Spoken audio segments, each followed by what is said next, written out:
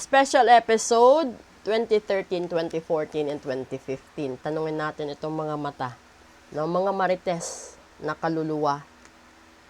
Kung ano ba yung mga nakikita nilang mga pag-uugali na siyang naging dahilan kung bakit matagal matupad mga pangarap ninyo, kung bakit hindi kayo pinagbibigyan ng Diyos at ng universe sa mga hiling ninyo, kung bakit nakakaranas kayo ng matinding kahirapan, kabiguan sa pag-ibig, masaklap na pamumuhay, no? Mga ganon. Tignan natin. Ano ba ang mga dahilan kung bakit nangyayari ang lahat ng yan?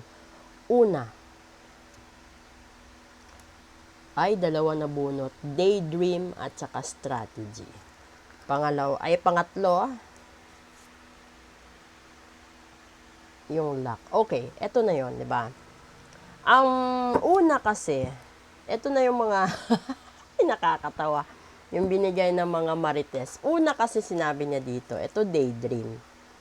Yung daydream kasi, mga ilusyon, no? Mga pangarap mo. Ikaw, yung mga pangarap mo na kung ano yung gusto mong isipin, pangarap mo, di ba?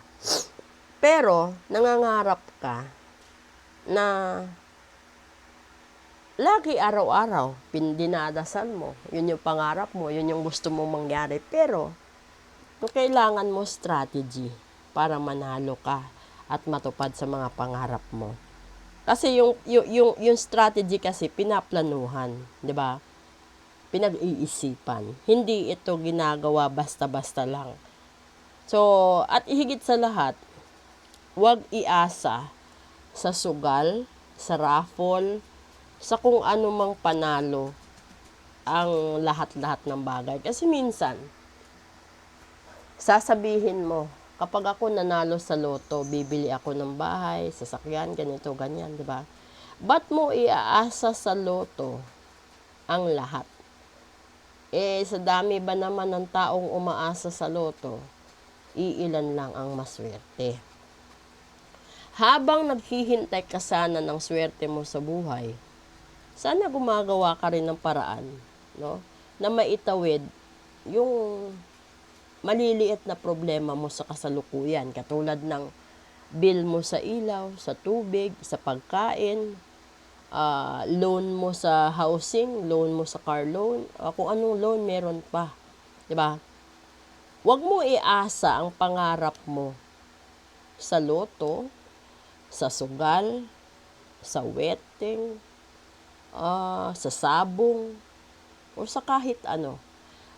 Kasi bago ka manalo sa mga taya, talo ka na. 'Di ba? Aminin nyo man o sa hindi, bago kayo nakatikim ng panalo, ilang beses na rin kayong natalo. Ganun din sa buhay natin. Bago nyo mahanap yung tagumpay, ilang beses na rin kayong nadapa. Sa ritual, minsan napunta kayo sa mga bogus na taga-ritual, minsan napupunta kayo sa bogus na card reader, bago nyo matagpuan ang legit na reader, di ba? So ngayon, ito yung buhay natin. Huwag lang puro daydreaming. No? Kailangan mong pag-isipan, pagplanuhan, pag-ipunan, pagkatiwalaan, higit sa lahat ang sarili mo na kaya mo itong matupad sa sarili mong sikap. At hindi kailangan na magkaroon ka ng afam, hindi kailangan na magkaroon ka ng sugar daddy, sugar mommy para matupad ang lahat-lahat. At higit sa lahat, huwag iasa sa loto, 'di ba? Kasi yung loto, paswertihan yun. So, kung ano man ang meron kang problema sa ngayon, subukan mong tapusin lahat ng problema. Tapos, huwag mo nang dagdagan. Dahil alam mo na yung epekto ng problema eh. Diba? Halimbawa, nangutang ikaw ng 6,000 isang buwan. Tapos, yung sahod mo, ipagpalagay na natin 15,000. Yung 6,000, magkakaroon pa ng interest na 10%, ibig sabihin 600. O So, magiging ano na lang, magiging 6,600 na yun. E, paano kung 2 buwan yun? Di magiging 7,002. So, kung yung sahod mo na 15, babawasan ng 7,200, 7,008 na lang ang matitira. Kung may 7,800 ka, tapos may anak ka, pinag-aaral mo, may panggatas, diaper, etc. Di pa kasama yung sugal, no? Bisyo, sigarilyo, alak, may mga ganon. So, saan mo kukunin yung extra na pambayad sa renta ng bahay, ilaw, tubig, pagkain araw-araw, baon ng mga bata araw-araw, lahat-lahat. So, ngayon, akala mo, sa pagtaya mo ng swertres, taya mo ng weteng, makakabawi ka. Hindi.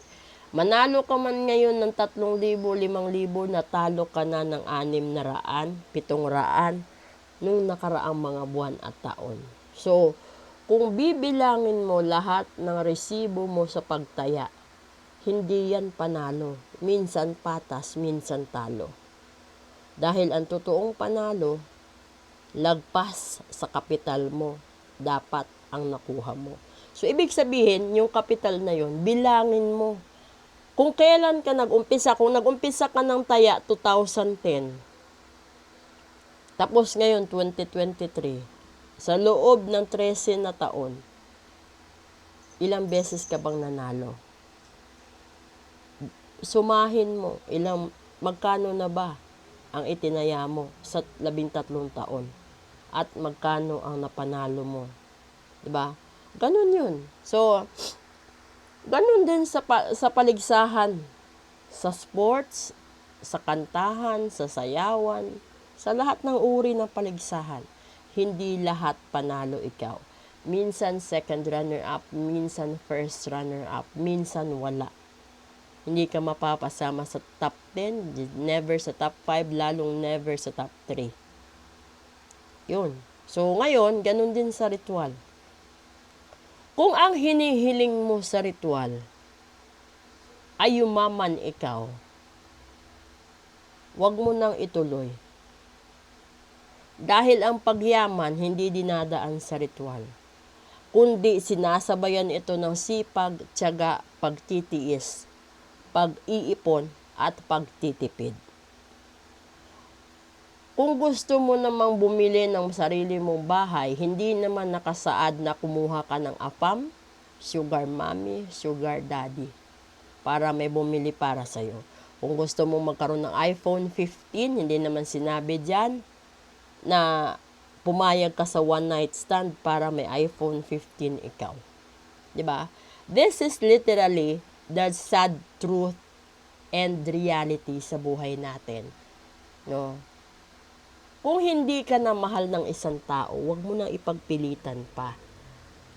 Tsaka mo na ipaglaban kung alam mo na ginayuma ang mahal mo. Kasi pag ginayuma, ibig sabihin, labag yun. Kasi labag sa natural na proseso. So, kailangan mong bawiin. 'Di ba? Kung ang tao ay pinilit lang na pakasalan ikaw, yun dapat mong bawiin. Kasi pinilit lang eh. Mga ganun ang sitwasyon. So, sana maintindihan nyo ang punto ng ito. Kailangan mo ring tanggapin na kaya ka humantong sa ganyang sitwasyon dahil may pagkukulang ka din sa isang tao, sa ibang tao, sa sarili mo, at sa kapwa mo. Yun nga sinasabi, di ba? Hindi tayo perpekto. Ang kailangan lang natin, matuto tayong rumispeto at tumanggap ng pagkatalo at mag-move on sa buhay. Dahil kung ayaw na ng asawa natin sa atin, hayaan mo silang maghanap. Huwag mong pigilan, huwag mong takutin, huwag mong kasuhan. Dahil mas lalo silang magre-rebelde kapag ginawa mo ang bawal at kalaban nila yung mga ganun. So yung mga taong ayaw sa'yo, huwag mo nang pilitin. Yung mga taong tinalikuran ka, hayaan mo na. Move on. Proceed tayo sa male and female vibration and then the dark and light episode. Maraming salamat po sa inyong lahat.